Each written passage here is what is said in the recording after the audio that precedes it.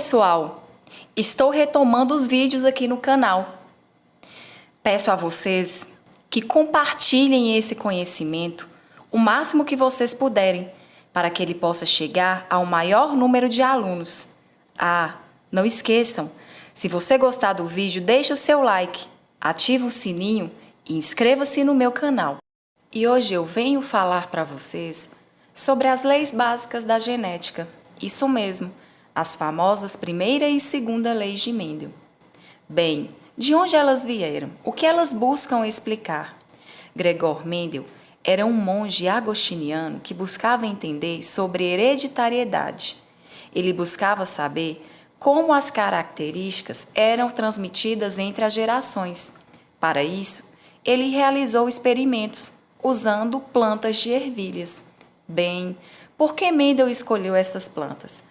Primeiramente, porque são de fácil cultivo. Também tem outro ponto positivo. Elas produzem uma grande quantidade de descendentes em um curto espaço de tempo. Outro fator importante é que elas realizam a autofecundação, e isso permite que não ocorram variações em suas características e que se produzam linhagens puras. Outro fator muito importante é que as características não existem intermediações nas características, elas não têm variações. Por exemplo, quanto à altura, ou você tem planta de ervilha alta ou baixa. E como Mendel, então, chegou em sua primeira lei, a lei da segregação dos fatores, ou ainda conhecida como monohibridismo? Bem, vamos explicar pelo resultado.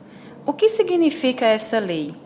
Lei da segregação dos fatores ou monohibridismo significa que, ao analisar uma característica da planta da ervilha de cada vez, ele chegou à conclusão que existia um par de fatores responsável por cada característica e que esse par de fatores ele se segregava na hora da formação dos gametas. Então, eu coloquei para vocês um dos experimentos que ele realizou, que foi o cruzamento entre plantas de ervilhas amarelas com plantas de ervilhas verdes. Não sei se vocês perceberam, mas cada par de fator é representado por um par de letras, porque é assim que funciona na genética. Sabemos que, na verdade, esse par de fatores se chama genes, são genes que nós conhecemos hoje. Mas Mendel não tinha o conhecimento do DNA e dos genes naquela época. Eu coloquei um dos experimentos que Mendel realizou aqui na tela para vocês. Ele pegou plantas de ervilhas amarelas e cruzou com plantas de ervilhas verdes. A essa geração pura, ele chamou de geração parental. Do cruzamento, ele obteve 100% de ervilhas amarelas. Podemos dizer que vezão, ervilhas amarelas, cruzando com vezim, ervilhas verdes, gerou 100% de vezão, 100% de ervilhas amarelas. Chegou na seguinte conclusão: existia um par de fatores que dominava sobre outro, porque se ele cruzou ervilhas puras amarelas com ervilhas puras verdes e ele obteve 100% de ervilhas puras amarelas, os fatores para ervilhas amarelas eram dominantes. Hoje sabemos que esses fatores, na verdade, são chamados de genes dominantes e de genes recessivos. Sabemos que os genes dominantes são representados por letras maiúsculas e que os genes recessivos são representados por letras minúsculas. Acho que vocês compreenderam melhor esse esqueminha agora.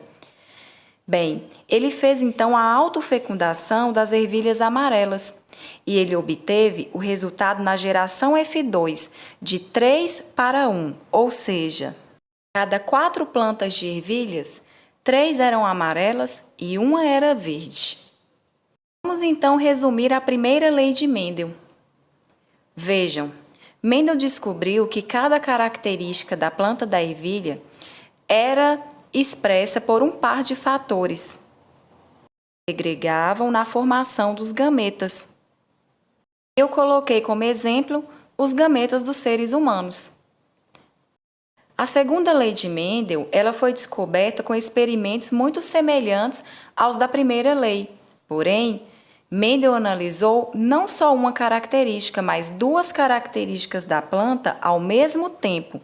Então, ele analisou o aparecimento de duas ou mais características das plantas ao mesmo tempo. Por isso, a segunda lei é chamada de lei da segregação independente dos genes ou ainda de hibridismo.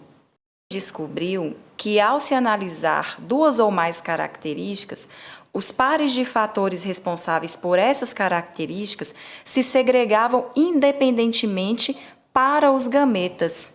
Então, olhando para o exemplo que eu coloquei na tela para vocês, um dos experimentos, Mendel analisou a cor da ervilha e a textura da ervilha. Então, ele fez o cruzamento entre plantas de ervilhas amarelas e lisas com plantas de ervilhas verdes e rugosas. E o que ele obteve no final? Ele obteve uma proporção de 9:3 para 3 para 1. Ou seja, 9 ervilhas amarelas lisas para 3 ervilhas verdes lisas para 3 ervilhas amarelas rugosas para 1 ervilha verde e rugosa. Lembrando que estamos falando de proporções fenotípicas, proporções de características obtidas nos experimentos. Bem, pessoal, essas foram as dicas de hoje. Se vocês gostarem, não esqueçam, inscreva-se no meu canal, deixem o seu joinha, ative o sininho para receber as notificações e compartilhe com o maior número de alunos que vocês conhecerem.